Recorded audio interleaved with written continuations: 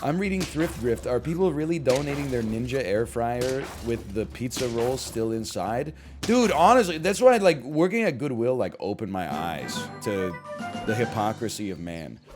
People would they would donate garbage bags full of clothes that smelled like piss.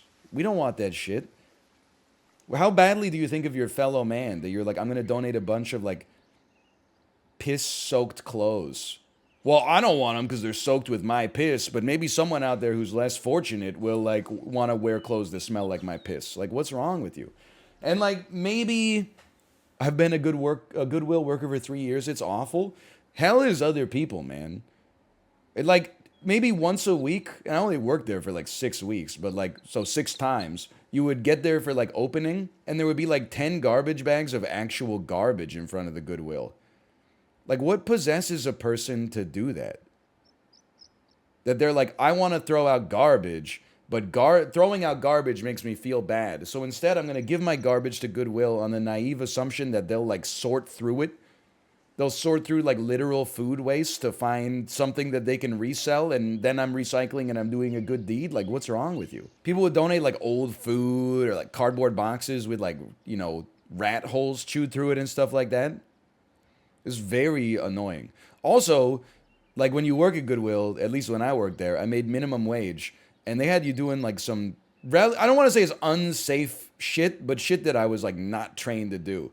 Like my job description was like, you know, sort through stuff that people donate, and then if it's trash, throw it in the trash, and if it's not trash, you go up the chain and you give it to someone who sets the prices. And when I worked there, I was like, oh man, I could aspire to that job. I want to be the person who sets the prices because they get to sit down.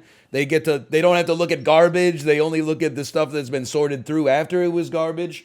But then, like, once every few days, they would be like, hey, the truck just arrived. Can you help me unload it? And all of a sudden, I'm 18 years old, 135 pounds. I'm working with like a 55-year-old, 350-pound, like, chain smoker who can lift a refrigerator by himself. I'm pulling like solid oak tables out of a tractor trailer and stuff like that for $7.75 Canadian an hour. Like that was irresponsible, man. Then I got a job that summer where I could sit down and listen to my MP3 player instead. I ran the Sanyo down. It died on my last day of work at that office job. It was kismet.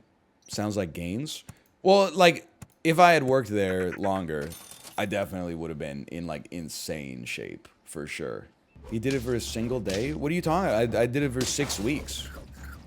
I mean, you could still, like, be dismissive about doing it for 6 weeks. You don't have to lie about it. I was only a mover for a day. Being a mover for a day also opened my eyes. I was a temp. I didn't have a job one summer, so I applied at a temp agency thinking like they would be like, wow, this guy types really fast. Let's have him do data entry.